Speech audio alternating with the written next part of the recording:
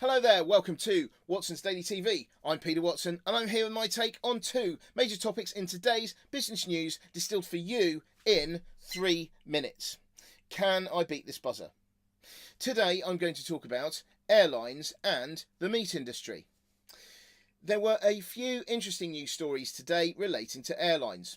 It seems that analysts are expecting airline profits to take a sizable dent because of the oil price, which has vacillated between $50 and $85 a barrel over the last year.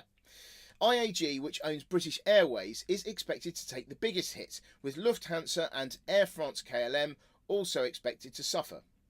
Airlines are also likely to be making big compensation claims to Boeing after having to ground all MAX 737 since March the 13th.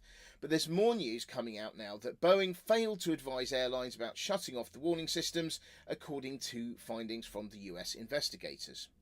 I suspect that Boeing will be facing a lot of compensation claims, and they will try their best to avoid paying cash compensation by offering alternatives like discounts on orders or the ability to defer. But when you've got airlines already suffering with increased costs and the prospect of a global economic slowdown, and then this latest thing about not telling airlines or the FAA the right procedures, you can imagine that there is going to be huge pressure on Boeing. The other thing I wanted to alert you to today was the other side of the massive pig cull going on at the moment in China following the spread of African swine fever.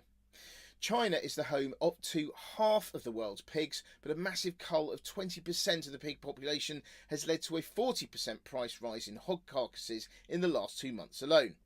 Companies like Tyson Foods and Smithfield Foods have been accelerating production destined for China, and even poultry processors like Pilgrim's Pride have been benefiting from consumers buying more chicken to compensate for the lack of pork.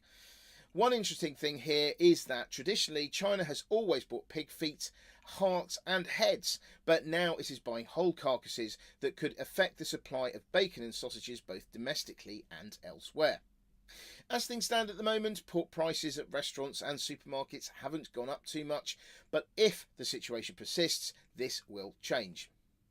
Other than that, in my Watson's Daily online blog that you can find on watsonsdaily.com, I talk about the music industry benefiting from royalties from online gaming, Apple's upcoming results, Jaguar Land Rover's potential purchase of Addison Lee, and the success of the Ivy Collection restaurant chain.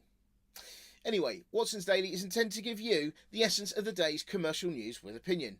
You can read the whole thing in anything between 1 and 7 minutes, so please go to watsonsdaily.com to find out more if you're interested. See you tomorrow, and thanks for watching. Watson, out.